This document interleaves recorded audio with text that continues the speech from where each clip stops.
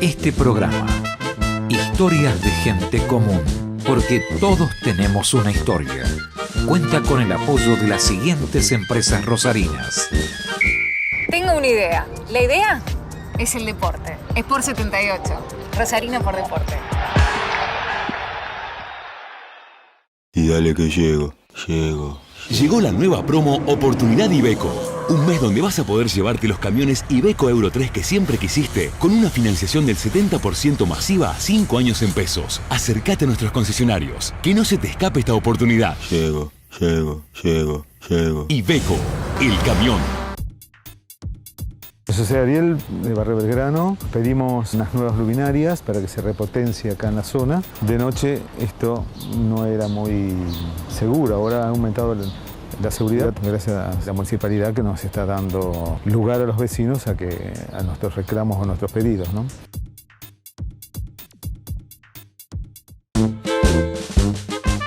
Hola, ¿cómo le va? Historias de gente común, porque todos tenemos una historia. Jorge Murillo no es un personaje fácil, es un personaje con historia mundial, un habitante de Rosario, original de Rosario, él nos va a contar eso. Y un hombre que ha mirado el mundo, un directivo del Banco Mundial, ha tenido la amabilidad de sentarse con nosotros a charlar, y eso es lo que haremos, charlar sobre aquello que es el Rosario que él vio, y esto que es el Rosario que ve, plantado firmemente en sus 70 años, más o menos. Sin coquetería, por allí andamos. La historia de gente común, porque todos tenemos una historia, en este caso, el profesional, el arquitecto Jorge, un hombre del mundo que es básicamente un hombre de la región. Señor director, ahora. ¿Cómo es el nombre completo? Jorge Raúl Murillo. Murillo. Sí, con elle. Con él, español. Español, sí. Navarro por el lado de padre y vasco por el lado de madre. ¿Cómo se llama? Claro, porque sí, en el despelote interno de las etnias ibéricas, los vascos dicen que son anteriores a los españoles. Pero los navarros dicen que son anteriores a los vascos. Sí, los vascos son anteriores a las piedras. Sí. Pero, ¿cómo es el apellido de la mamá? Barragán. Barragán. Hay pescadería acá, Barragán. Sí. No son parientes. No. A mí me pasó la primera vez que fui a España, allá sobre el 70, mi segundo apellido es Alzugaray, que miraban así ¿Alzugaray o Alzú? Alzú con Z. Sí. Miraban así y me hablaban directamente en Euskadi, maldito. En Euskadi, miraba claro, como si nada, no entendía nada. Es infernal el Euskadi. Sí. ¿La relación con Rosario cómo es? Bueno, yo nací en Rosario. Nací en 1939 en la zona sur. ¿Qué es zona sur? En la esquina que mira al norte y al oeste de La Madrid y Buenos Aires. Buenos Aires y La Madrid. Buenos Aires y La Madrid, sí. Estaba a 3 cuadras del regimiento que era 11 de infantería. Sí, regimiento 11 de infantería. Sí. Ahora es el 129 de comunicaciones. Y me acuerdo que en mi niñez agarramos, en la Nueva Argentina los únicos privilegiados son los niños. Sí. Y se abrió el regimiento para los chicos. Y entonces, a jugar a la pelota. Todo ese campo de maniobra que había se convirtió en lo que en aquella época no se llamaba polideportivo, pero no era un campo de deporte, porque teníamos de todo. Y además estábamos custodiados, y era convocatoria de madre, porque la madre cuando faltaba alguno, sí iban allá al campo del regimiento y ahí lo encontraban. Ahí estábamos todos. ¿Y calle de tierra? Sí, se pavimentó cuando yo tenía 7, 8 años más o menos. La Madrid no, porque era la calle que iba al regimiento. Desde San Martín iba por la Madrid. Pero las otras se pavimentaron cuando yo tenía 7, 8 años más o menos. ¿Y cloacas? Cloacas, sí. Se hicieron junto con el pavimento. Sí. ¿Otro país hacía cloacas? Sí, hacía cloacas, claro. Fíjese muy importante. Fíjese que hay barrios de Rosario, hoy siglo XXI, que si uno piensa, bueno, los tienen que civilizar, les tienen que poner cloaca y salida de las aguas servidas, y está hablando de una fortuna y no lo hacen. Claro. ¿Qué era? ¿Era otra forma de mirar el futuro? No, era otro estilo de vida, porque evidentemente que todo lo que es el desarrollo tecnológico va cambiando las pautas culturales de vivencia de la gente. Nosotros, la televisión vino, cuando llegó la televisión yo tenía 15 años, un canal. ¿Cuántos hermanos eran? Bueno, yo era solo y tuve una hermana cuando yo tenía 12 años. Así que prácticamente no tuve hermana hasta que empecé a tener unos 40 años, que nos fuimos aproximando con la edad. Y ahora estamos, claro, sí, muy unidos, pero al comienzo yo era 20 a 10. 12 contra 12 a 1. Sí, no era partido. Sí.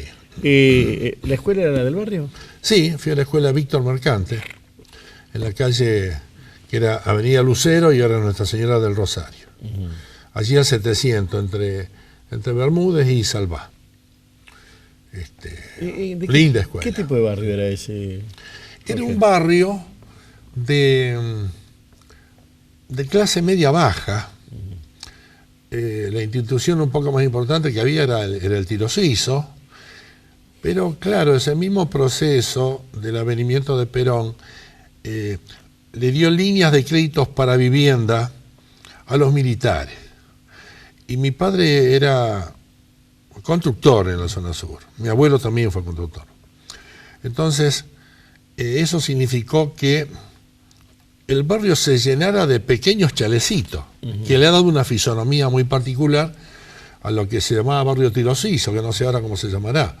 Y para mí el epicentro del barrio era Caoba, Olegario Víctor Andrade, porque así empecé a jugar el básquet. Y por su altura pensé que algún deporte de eso le iba a tocar. Sí, allí jugué bastante al básquet. No llegué a primera, porque más o menos a los 14 años, 13, 14 años empezó el secundario. Y yo me portaba tan bien, era tan pacífico, tan quietito, que tenía graves desavenencias con mi madre, que era una vasca de aquellas. Entonces me trajeron, por consejo de un tío mío, al Colegio San José de los Salesianos. Sí. Pero yo entré como externo. Entonces viajaba desde Tiro Suizo. ¿Y qué salía? ¿A las 6:30 salía más o menos? Y tenía que salir tenía que levantarme a 5:30 de la mañana, estaba los MAC, la C, que era amarilla y azul, premonitoria de las glorias canallas en la ciudad. Y claro, era todo un tema, llegaba hasta llegaba a Plaza Sarmiento y tenía que tomar un tranvía hasta llegar, eran 2. Y a la tarde de vuelta. Y yo me daba cuenta que en el tiempo en que yo me iba a mi casa, los internos jugaban al fútbol. Y a la mañana, mientras yo venía de viaje, los internos estaban estudiando, preparando sus materias. Entonces, cuando pasó una semana y 10 días, además jugaban al billar, había había ping-pong, había básquet. Y a mí, mi vieja, un día me persiguió hasta Caoba y casi me mata porque estaba jugando al billar con unos vagos. Entonces pedí quedarme interno. Así que eso fue todo un consolidado vuelo familiar, pero lo aceptaron. Y eso fue lo mejor que me pasó en la vida. Está 5 años pupilo porque cuando uno hace una vida de internado, crea una hermandad. Y la hermandad nuestra éramos nosotros contra los curas que trataban de disciplinarlos, en un medio difícilmente disciplinable. Pero entonces mis compañeros de esos 5 años de secundario siguen siendo mis grandes amigos. Y lo notable es la longevidad que hemos tenido, porque andamos todos de 70 para arriba y ahí andamos. Uno solo, de 19, que nos recibimos, falleció uno solo. Claro, me dice el MAC, los viejos colectivos. No, eran cuadrados. Sí. No solo uno, sí, MAC decía. Era que decía. Sí, el freno de aire tenía. Sí, decía sin soda, decían los tipos en aquel entonces. Y el tranvía. ¿Había estos fríos y estos calores? Yo creo que eran más nítidos los fríos. Yo no registraba tanto el calor. Creo que los chicos registran menos el calor que los grandes. Pero el frío sí lo notaba porque, por ejemplo, me acuerdo que nos íbamos al colegio, había escarcha. Ahora yo no veo más escarcha en Rosario. Sí, tampoco veo baldíos. Pero tampoco veo sabañones. Yo tenía sabañones en las orejas, y mi vieja decía, lo único que le faltaba al burro, tenía sabañones en las orejas, aquí en los nudillos. Y no he vuelto a ver sabañones, al menos aquí en Rosario. Sí, se ve terminó el stock. Sí, seguramente. Así que tiene que haber sido otro frío. Obviamente no existía calefacción, no existía aire acondicionado. La heladera con la barra de hielo que pasaba el repartidor, el vino y la soda abajo, la manteca arriba. Esa era la vida. De modo que la tecnología cambió la vida. Jugábamos mucho, estábamos todo el día en movimiento. Entonces eso fue muy bueno también para hacer un herramental físico, básico. Ahora hay problemas ya con los chicos porque se mueven menos. Entonces la tendencia a la ingesta y generación de adiposidad mayor. Ahí éramos todos bastante delgaditos. Y ese San José, estamos hablando de la década del 40, eso, ¿no? No, estamos hablando del... Yo entré en el 54 y salí en el 58. A ver, vamos de nuevo. ¿Nació en el? 39. Está bien, 11, 53 12. Hasta el 58. Claro, le tocó el cambio de vida de la sociedad. Sí, bueno, y en medio se dio el cambio del gobierno de Perón. Por eso, el cambio de vida de la sociedad, ¿no? Sí. ¿Y cómo era ese Rosario? De pupilo es una cosa, pero ¿en los fines de semana? Los fines de semana, bueno, nos íbamos a la casa, estábamos con la familia. El caso de los del campo era distinto, porque muchos le costaba mucho hacer las combinaciones para viajar. Bueno, por ejemplo, ¿por qué terminó el pupilado en el Colegio San José? Porque en aquel entonces, estamos hablando de 50 años atrás, no había tantos colegios en las pequeñas poblaciones, en las pequeñas ciudades. Entonces había que venir a la ciudad, Rosario, y los muchachos estaban internos. Entonces digamos que se iban en un radio que tomaba 60 kilómetros, digamos, hasta Cañada de Gómez. Sí. Pero el resto estaba más lejos y quedaban en el mismo colegio el fin de semana.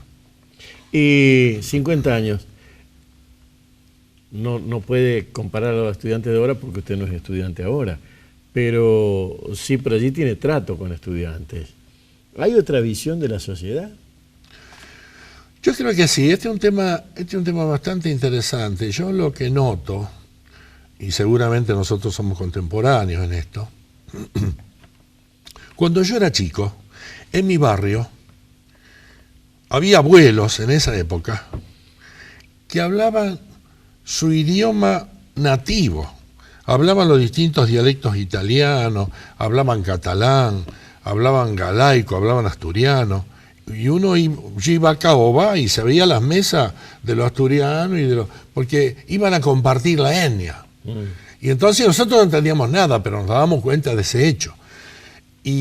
Pero yo creo que a partir de un punto que no lo pongo políticamente, sino culturalmente, en el 83, yo creo que la generación que viene a partir del 83, digamos los hijos de Alfonsín, pero no políticamente, como circunstancia, tienen otra visión del país y otra visión de las cosas, entre las cuales una que a mí me parece muy importante en términos de país es que nosotros vivimos siempre en una cultura peronista, antiperonista. Peronista, gorila, peronista, esa oposición se dio siempre. Yo lo que tengo, la visión que tengo con los muchachos que estoy hablando, chicos de 18, 20, 22 años, que cuando los viejos les sacan el tema de peronismo y antiperonismo, huyen. No les importa, no entienden ni cómo ni por qué. Pero usted dice que no tienen antagonismos, que la receta de Carl Smith no funciona. Amigo. No, yo creo esto. Porque a lo mejor cambiaron. Yo creo que ellos son mucho más objetivos y mucho más duros que nosotros en cuanto a la evaluación. Son menos ingenuos, porque hay que ver que lo que yo digo, los hijos de Alfonsín son hijos de las Malvinas también. Sí, pues yo le iba a decir ese fue Malvinas. Un sacudón también. Yo le iba a decir Malvinas, ¿no? Entonces esos muchachos tienen una mirada más objetiva. Aunque la vida es más fácil, ¿eh? La vida no es. La vida es más fácil que en la época nuestra. Más fácil. Es más fácil, sí. Yo un día lo escuchaba a Harvard, el director de la Escuela de Economía de Chicago, que me decía que cuando se planteaban los tiempos antiguos y lo de ahora, que él dice, yo siempre saco la encuesta de los abuelitos. Si uno mira la encuesta y las condiciones que vivían los abuelitos, y en lo que vivían los nietos de esos abuelitos, nada que ver. Por ejemplo, en mi caso y en el caso de mi señora, nosotros en ambas ramas familiares, yo rama hispana, ella rama italiana, típico de la mezcla del país, en ambos casos fuimos mutantes, fuimos los primeros profesionales en la historia de ambas familias. Y ese fue un salto cualitativo dentro de la familia, porque nosotros no teníamos una generación, no teníamos genes profesionales, en la mayoría de los que vinieron como inmigrantes al país. Aquí vinieron como gleba laburante, y se sabía para quién iba a laburar, cómo y de qué manera. Entonces, a veces cuando yo siento hablar de las igualdades, o de al menos darle las mismas oportunidades a todos, yo recuerdo que una vez estaba en una reunión en Washington, en el Banco Mundial, y era sobre problemas de infraestructura. Y me hice amigo circunstancial de un arquitecto, porque en el Banco Mundial no hay muchos arquitectos, hay algunos, pero no tanto. Tienen que complementar, igual los arquitectos tienen que complementar estudios, si no en economía, al menos proyectos de inversión. Y Fletcher se llamaba este muchacho. Y bueno, yo me iba y me invitó a Nueva York, a pasar un fin de semana con sus padres, en sus casas. Ya éramos grandes, éramos tipos de 40 años. Y me acuerdo que me llevó al estudio de ingenieros y de arquitectos de su familia, que quedaba en la Sexta Avenida, en un edificio. El edificio tenía 7 o 8 pisos. Entonces, Fletcher, yo decía, ¿ustedes están en planta baja? No, dice, todo este edificio es del estudio, de la familia. Bueno, y después todo arriba y me entró a explicar, y ahí me mostró que el abuelo de él había hecho el diseño del proyecto del subte de Nueva York. Entonces en ese momento yo dije, no somos iguales. Éramos los dos arquitectos, con la misma edad, pero nada que ver. Entonces me empecé a dar cuenta que en la misma contemporaneidad de tipo temporal se daban distintas circunstancias de desarrollo. Muy distintas. Déjeme que meta un aviso. Cualquiera sabe que yo estoy dentro del peronismo. Creo que esa lasitud, esa facilidad para subir en la pirámide social se da en Argentina post-46. Es así. Antes la movilidad social era mucho más estratificada. Para que se enoje alguno que esté escuchando y mirando, que no se da en el resto de Latinoamérica, del mismo modo. Claro, también es verdad eso. Y también creo que esto que dije, que yo veo que está terminando la vieja antinomia peronismo-antiperonismo. Los que siguen hablando antiperonismo son los contemporáneos nuestros. Los muchachos jóvenes ni entran en tema. Hay un escritor, y veo una cosa, como prospectiva.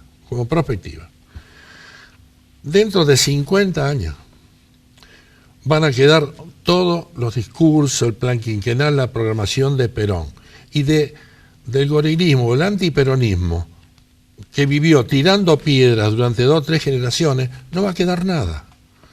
Esa es la perspectiva, porque a la larga lo que queda son los proyectos. No se puede montar un país sobre una oposición que nunca tenga una propuesta superadora en términos de un proyecto de país. Y si todo lo que tiene es una fábrica de petardo, escaso, de baja calidad, y viví cada vez tirando un petardo, la gente va esperando otra cosa. Y esa juventud, sobre todo, la que espera otra cosa.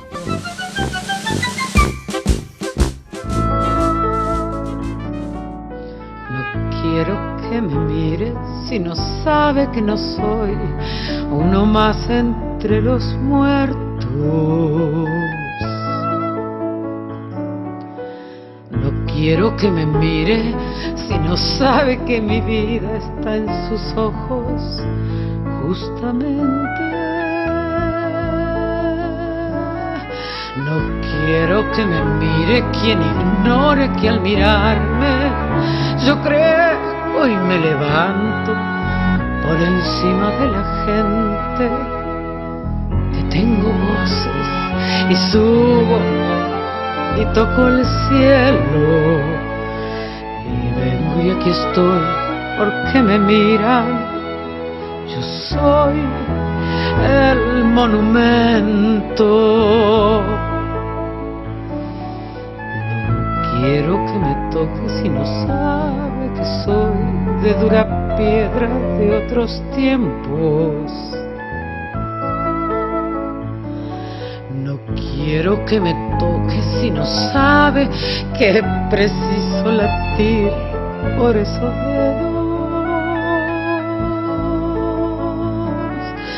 No quiero que me toque si ha olvidado que al tocarme parezco un trozo de madera, un barco y una vela, un tren, un avión, que voy corriendo, que resurjo en latidos de amores que me tocan.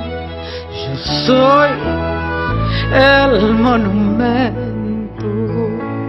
Yo quiero que se sepa que nunca estuve quieto. Yo quiero que se sepa que sigo siendo un sueño. Yo quiero que me mire igual, que fuera un cielo, el cuento que contaban del sol y los cuadernos diciéndome en sus versos que soy una bandera, que soy una esperanza como la vez primera.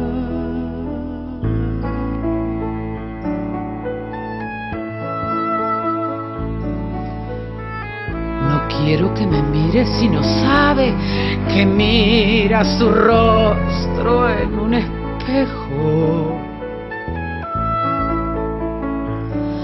Yo quiero que me mire recordando que soy como la gente.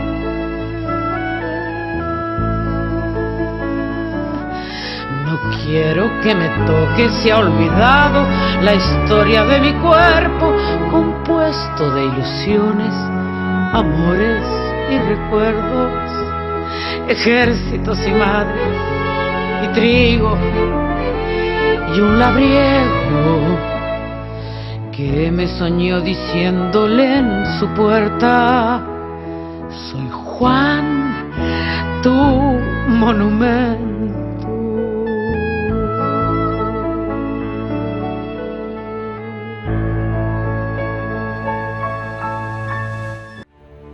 Es lógico que para regalarle un sobrecito a tu nieto tengas que esperar que abra el banco porque te da julepe el cajero.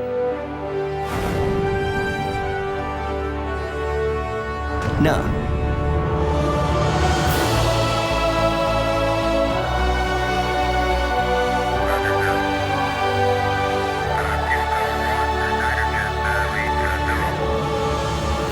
Lógico es que saques plata del cajero con tu tarjeta de débito. Es fácil, es seguro y es una sensación inigualable. ¿Estás pensando en usarla? Es lógico. Nuevo Banco de Santa Fe, acá, para vos. Hola, ¿cómo le va? Estamos en esto que es Historia de Gente Común.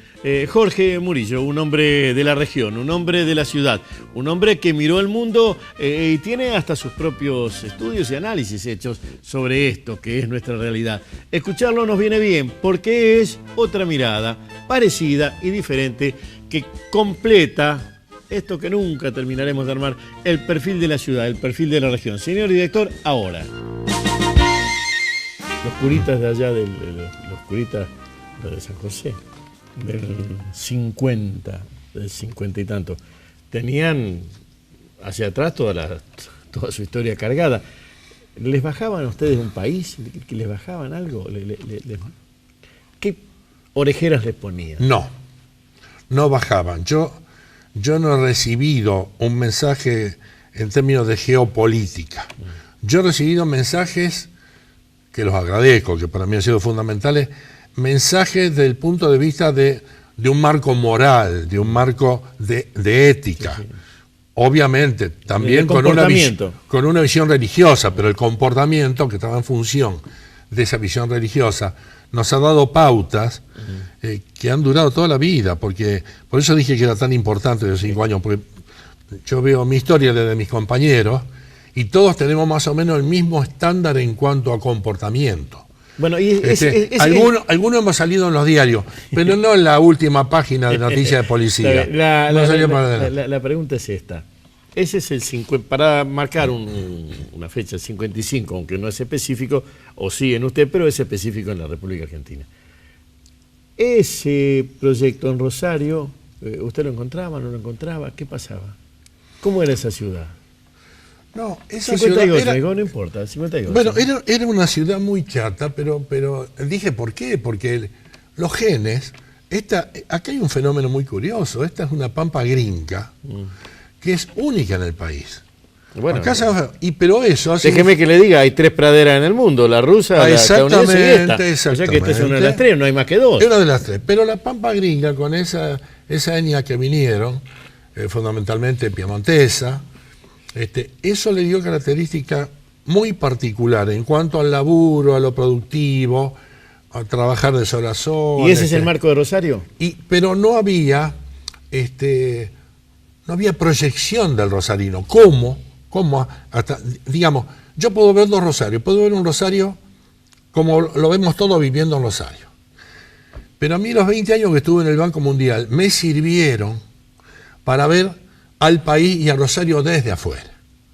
Y me ayudó muchísimo para poder hacer mucho más objetivo el análisis de mi país y de mi ciudad.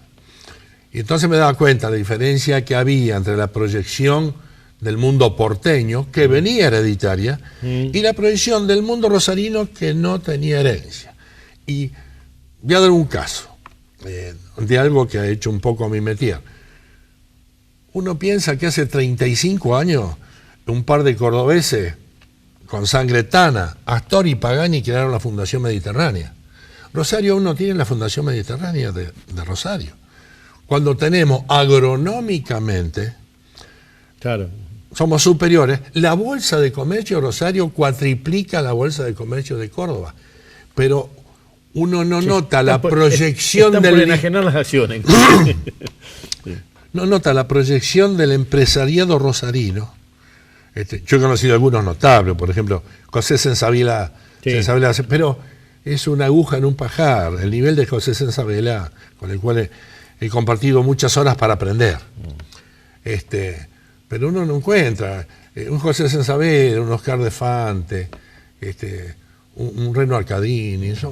Acá debiera haber 200, 300 empresarios de fuste creando instancias de propuestas económicas para discutirla palo a palo con la nación. No existe.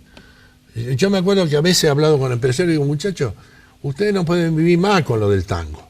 No pueden seguir más con el aumento del cornudo. Que sacan la solicitada que sacan es cuando ya están embarazados. Y de 6 meses. Y ahí se ponen a llorar y dicen la injusticia, la discriminación y el maltrato. No. Ahora, yo le hago esto que me da es una visión, obviamente suya. De afuera. Calificada, no, pero, me sirvió ir afuera para verla. Hay una historia que recién ahora, pienso yo, que recién ahora está reacomodándose, y es la siguiente. Eso que usted me dice se corresponde con una región. Y recién ahora, desde Puerto San Martín hasta Ramallo, esto, debido al puerto, y a eso que usted dice agronómicamente, debido al puerto y a la producción que avasalla al vago, ¿sí?, se está convirtiendo en una región. Y tal vez lo que usted pide... Sí. Todavía está en espermatozoide, está fabricándose eso. Sí, o proyecto de espermatozoide, porque porque eso es una región, no es una ciudad. El eje Villa Constitución San Lorenzo, que es muy importante. No deja fuera Puerto San Martín. Puerto San Martín, es verdad. Puerto San Martín, que actualmente es muy importante San Lorenzo en cuanto al movimiento por Sport. Pero tengamos en cuenta lo siguiente. Cuando uno se pone a mirar la facturación de la región, el 80% son corporaciones internacionales y el 20% son los gauchos nuestros, que viven del servicio, de la pequeña y mediana empresa, del repuesto, del transporte, del restaurante, de la confitería, servicio, de la panadería, de la carnicería, servicio, o comercialización a pequeño y mediano. Pero la cosa importante, ¿por qué? Porque no tenemos una burguesía industrial nacional desarrollada. Bueno, pero usted está hablando de Brasil y San Pablo. Pero esa es otra historia. Bueno, a mí me preocupa mi historia, la historia nuestra, realmente es así. Y hay que trabajar mucho para llegar a crear una burguesía. ¿Y esa es una queja para con la ciudad o es un diagnóstico nada más? Nada más que un diagnóstico. La ciudad tiene la culpa. Esta ciudad es una de las ciudades privilegiadas en el mundo. Y se lo digo después de haberme recorrido el mundo y verlo de afuera. Pero Rosario tiene condiciones maravillosas. Uno va a Mendoza y aprende a bailar el malambo. Va a Chile y baila el malambo con los cacotazos de arriba. Va a Japón, lo agarran los tsunamis. Acá nunca explotó nada, nunca hubo... El agua, este río Paraná que nosotros tenemos, es una cosa maravillosa. El consumo, el desperdicio de agua del rosarino lo hace en función de que el rosarino es solamente un conducto oferente entre dos puntas. Toma el agua en la punta del río y la larga abajo del río, pero es un macero, porque es el mismo agua que se va reciclando. Sí. Hay lugares desiertos, no hay agua, hay condiciones de pobreza inhumana, de hambre. Entonces la ciudad no tiene la culpa. La primera vez que se fue de Rosario, ¿cómo fue? La primera vez que me fui de Rosario... Bueno, nos plantamos en el secundario. El secundario da espaldas, pero también da nostalgia, da afecto. Sí, yo también en secundario hice la carrera de arquitectura, hice un posgrado en el IPRUL, que ya tampoco nadie sabe lo que era el IPRUL, pero era el Instituto de Planeamiento Regional Urbano de la Universidad del Litoral. Yo me recibí en la Universidad del Litoral. UNL, hasta el 66. Exactamente.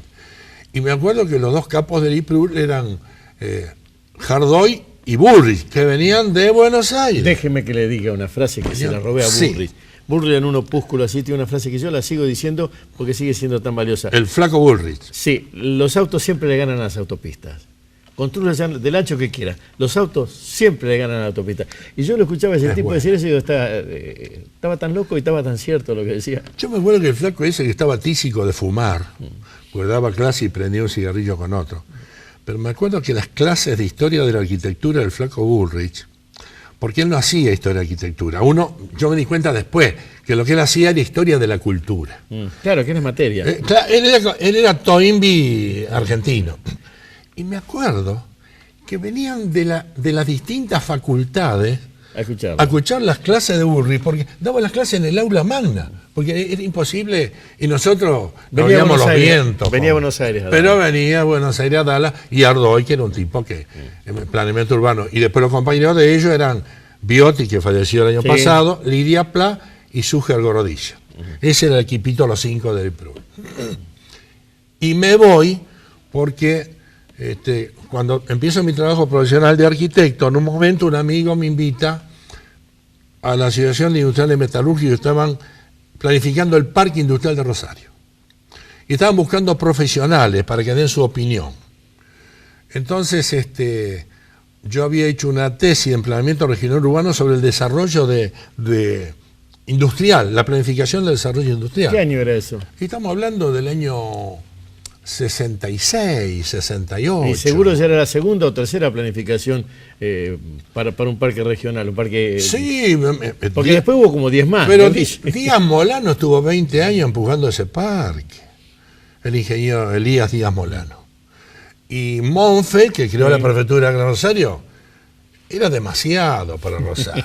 No para la ciudad y la riqueza de la ciudad.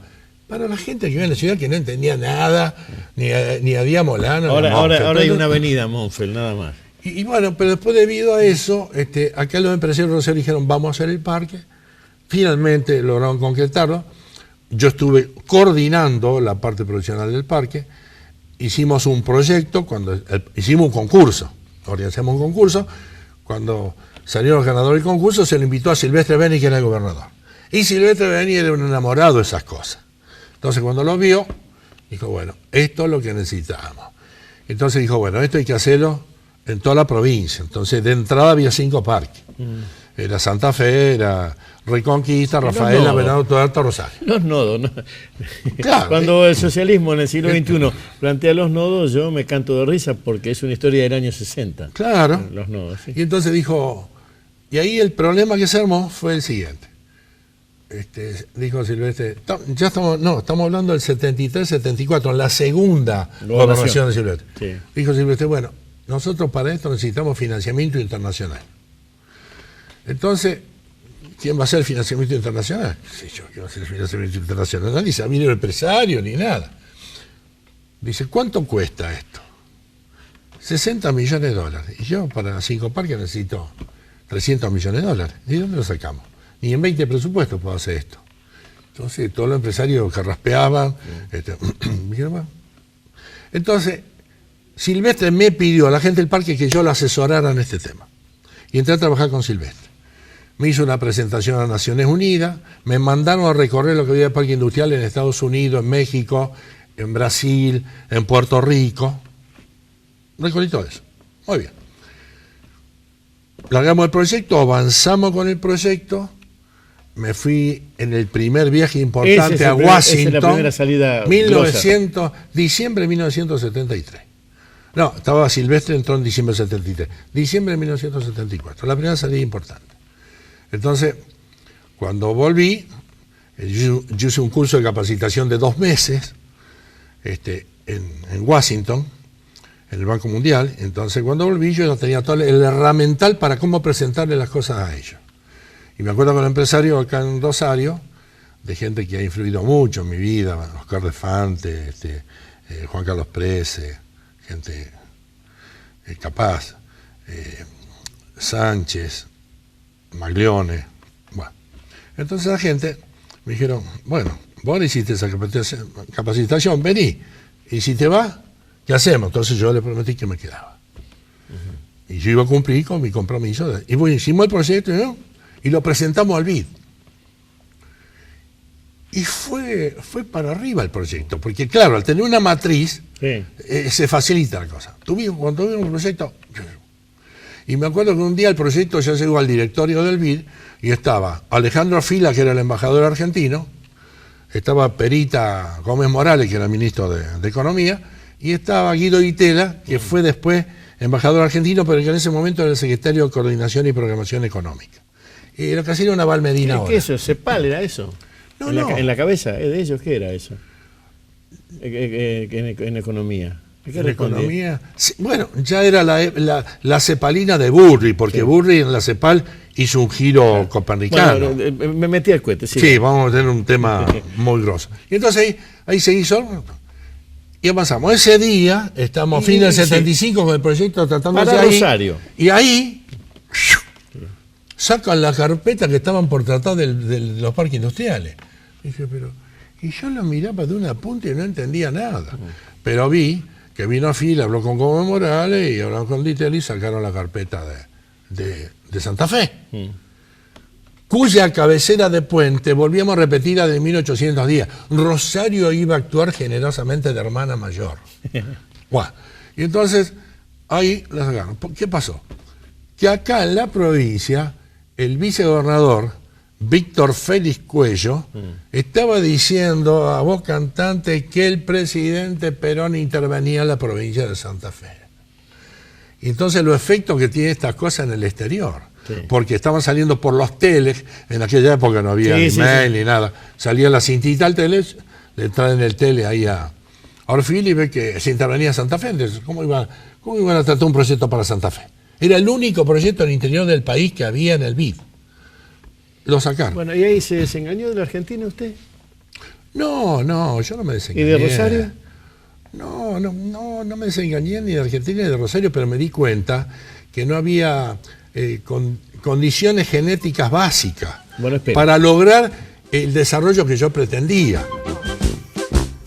Y dale que llego. Llegó la nueva promo Oportunidad Iveco. Un mes donde vas a poder llevarte los camiones Iveco Euro 3 que siempre quisiste, con una financiación del 70% masiva a 5 años en pesos. Acércate a nuestros concesionarios, que no se te escape esta oportunidad. Llego. Iveco, el camión.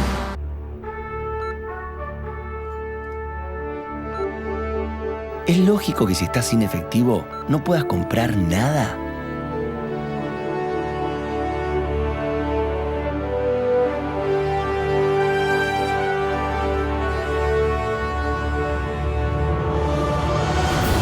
Nada. Lógico es que puedas pagar con tu tarjeta de débito. Es cómodo, es seguro y es una sensación inigualable. ¿Estás pensando en usarla? Es lógico. Nuevo Banco de Santa Fe. Acá, para vos. Tercera y última parte de este capítulo de las historias de gente común. Porque todos tenemos una historia. Seguimos con Jorge Murillo. No es fácil aguantar la charla con alguien que tiene tanto, ahora se diría, ¿qué se diría? Background, alguna palabra rara en inglés, que tiene tanto sedimento, que tiene tanta historia vivida y tanta cosa leída y obviamente macerada.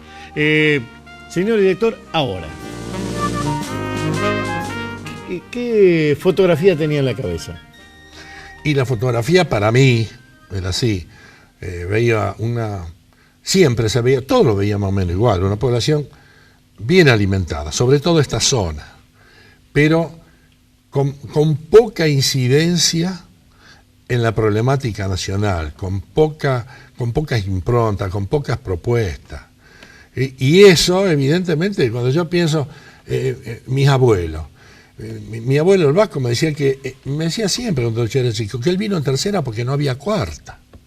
Y ese era un mensaje que me estaba dando. Sí.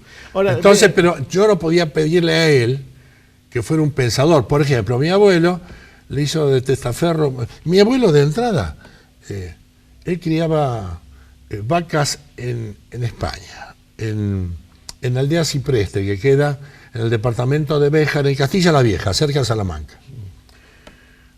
Era un gran explotador ganadero. Cuidaba 4 vacas y algunas chivas, algunas ovejas. Cuando vino acá, que le preguntaron cuál es la especialidad de él, le dijeron, él puso cría de ganado. Lo mandaron a Rosario y lo mandaron al Swift. Y del Swift lo mandaron al campo a comprar ganado. Entonces, ¿qué expertise podía tener mi abuelo? ¿Qué experiencia? La hizo, se dio cuenta cómo era.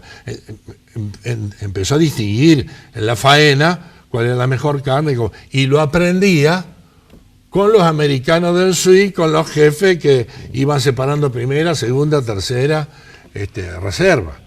Entonces dice, pero esas eran las bases. Él no era un ingeniero del Swift. Hay una pregunta que... Y eso es la mayoría de los abuelos nuestros. Hay una pregunta que usted me puede ayudar a ampliar mi duda, en realidad. No, su respuesta va a ampliar mi duda. Sí. Yo creo que la provincia de Santa Fe... Descarte no va a quedar chico a nosotros. No, creo que la provincia de Santa Fe tiene un error de construcción de base que es muy difícil superar, que es la bicefalía. Santa Fe es bicéfala. No sucede lo mismo con Mendoza, no sucede lo mismo con Córdoba. De hecho, sucede con Buenos Aires, pero es una anomalía distinta, porque ahí fue una división política, pero no instrumental. Buenos Aires sigue siendo la capital de la provincia y otro armado. Y esa bicefalía hace que lo que usted menciona de Rosario sea una historia. Y la construcción sobre el 1500 y de allí en adelante la administración pública de la ciudad de Santa Fe sea otra. Yo creo que eso de Orfila y todo lo demás sucede porque la administración de la provincia no da el relato con la potencialidad de la provincia, tanto de economía... Es así. Bueno, y PRIS, porque no se mueven recursos reales sin recursos humanos. La sumatoria de los recursos humanos nos da la densidad de capacidad dirigencial que tiene la provincia para imponer... ¿Somos el hijo bobo? Obviamente que los cordobeses han tenido siempre más identidad empresarial que los rosarinos. ¿Por qué? Porque de algún modo Rosario es un barrio medio alejado de Buenos Aires. En cambio el cordobés la tiene muy clara su identidad. Uno ve las migraciones internas del país. Por ejemplo, la ruta 11, la ruta 34, emigran. Uno tiene chaqueños, correntinos, formoseños, acá. y viene la tira que viene de Tucumán, Santiago del Estero, acá. Los cordobeses no vienen a Rosario. Ellos tienen su identidad. Los puntanos no vienen a Rosario. Los puntanos tienen un problema, han tenido un crecimiento relativo muy importante y que hacen que no tenga... No, yo no veo. ¿Por qué? Porque, fíjate, Raúl, que yo cuando dejé el banco y ya volví a Rosario, hace unos 10 años, durante 5 años me dediqué a estudiar historia argentina. 5 años estudié historia argentina. Y la conclusión a la que llegué es que si no sabemos de dónde venimos, no sabemos a dónde vamos. Y a mí me gusta porque de repente uno encuentra analistas políticos que dicen, bueno, miremos de aquí en adelante. No. Es una utopía, no existe. Uno el padre y la madre, lo primero que le enseña es el lenguaje, un gusto por la comida, un modo de ser. Para allí. Por esas cosas de la casualidad, mire, lo tengo en la alforja ahí. Estoy releyendo... Alforja es parte de... Estoy releyendo la polémica Camus-Sartre. Y Sartre, en la respuesta que le da a Camus, le dice que...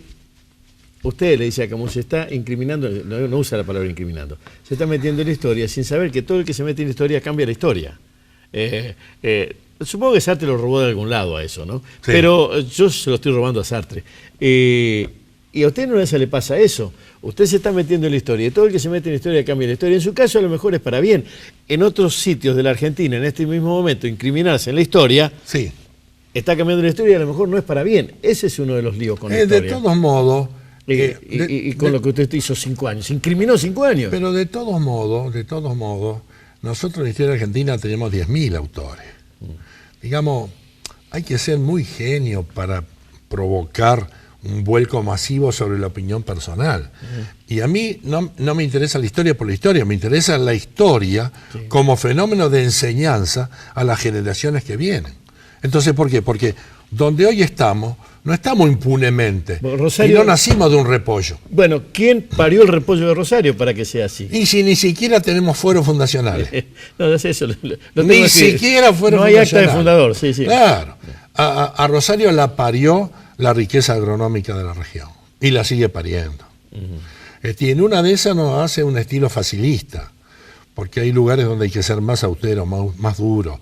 Yo veo los mismos chilenos son mucho más austeros y mucho más duros que nosotros, profesionales, laburadores, son más austeros porque no les sobra nada y tienen que ser más duros porque la tienen que pelear. Y acá la cosa es más fácil.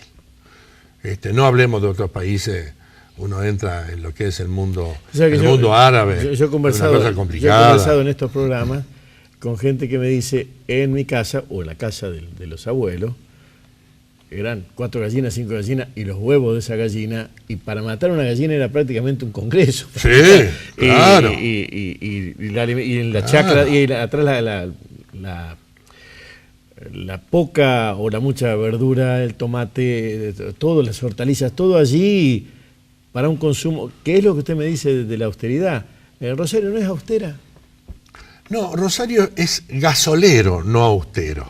Que no es lo mismo, Ser austero es una actitud deliberada de decir, yo voy a cuidar el consumo. Algunos lo hacen por filosofía. Por ejemplo, las pautas cristianas son, no voy a gastar en exceso porque eso se considera lujuria, porque lo que yo gasto de más le está faltando al prójimo. Otro, sí. Esa es una. Eso es comunismo. Y hay filosofía, bueno, no, es muy importante, porque sabes que ahora el Papa en Cuba, y me llamaba la atención poderosamente, que ponía Telesur y lo pasaban en vivo y en directo al Papa todo el tiempo, Telesur, Venezuela. Y la CNN en español, al Papa todo el tiempo en vivo y en directo. ¿Será que ya Así que fíjate vos. ¿Será que ya ni Fidel ni el Papa inciden en alguna de las economías que ellos quieren proteger? Por eso también. Sí, es interesante porque vos dejá al Papa, dejá a Fidel, pero vos ves que hay gente en nuestro medio, profesionales, familia con cultura de nuestra ciudad, que no se han metido en el análisis de los nuevos paradigmas de distribución del poder geoeconómico que existe en el mundo, ni les interesa. Pero, por ejemplo, esta historia del BRIC, Sí. Esto cambió la historia. No lo que yo me involucre en estudiar la historia. Esto cambió la historia. Tiene el 60% de la población. Entonces, están lejos del desarrollo que tienen los americanos. Pero los japoneses no tienen más alternativa. Los japoneses tienen 12 millones de yapos viviendo en el mar.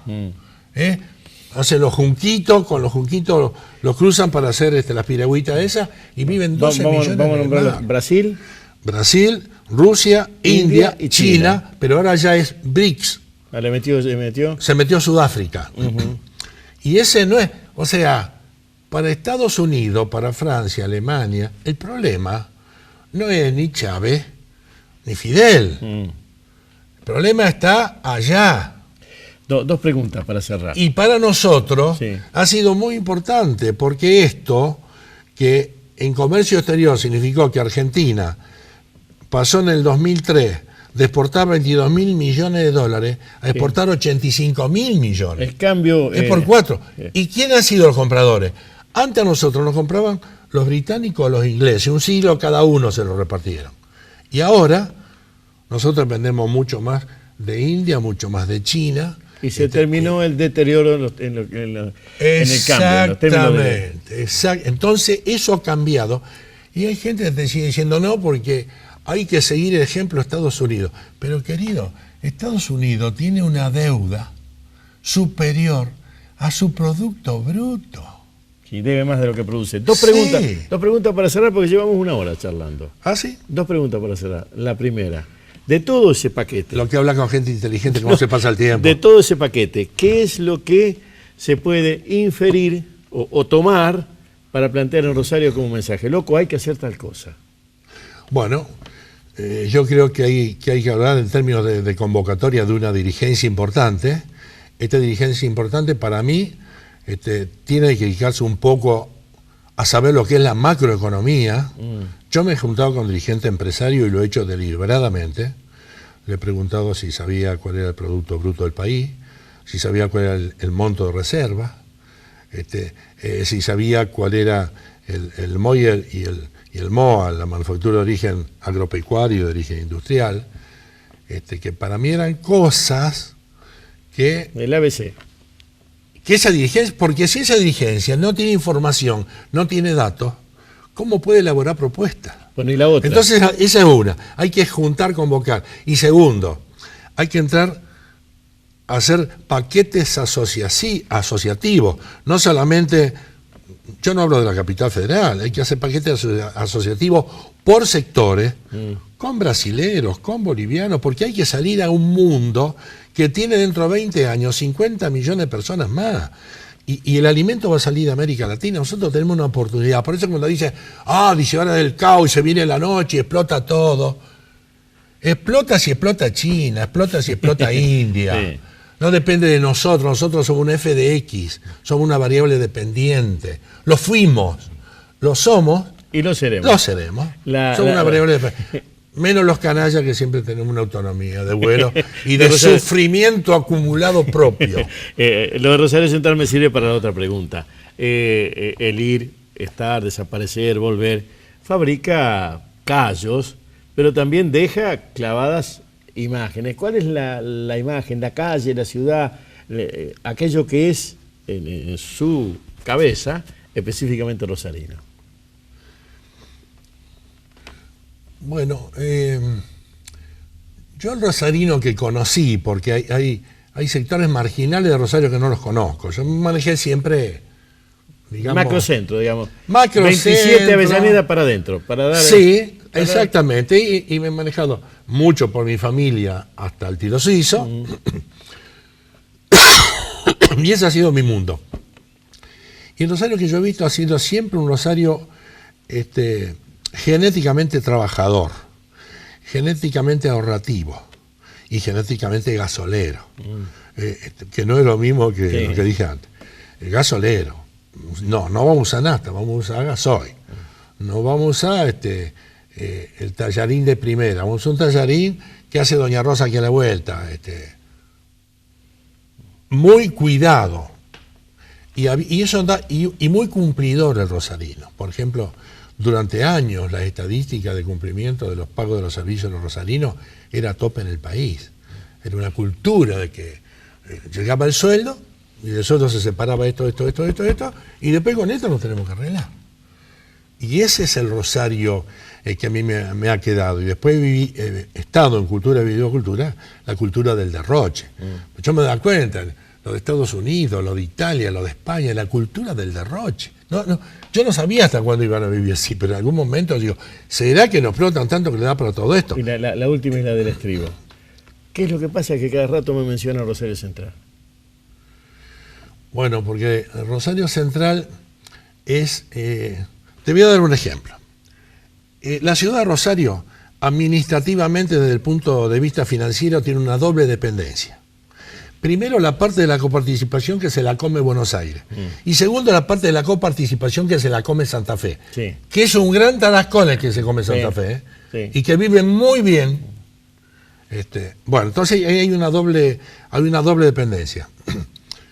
Entonces, cuando yo estaba en el exterior, efectivamente, mi doble dependencia era, primero, Rosario, y la segunda, Rosario Central. Le agradezco que haya venido. No, por favor.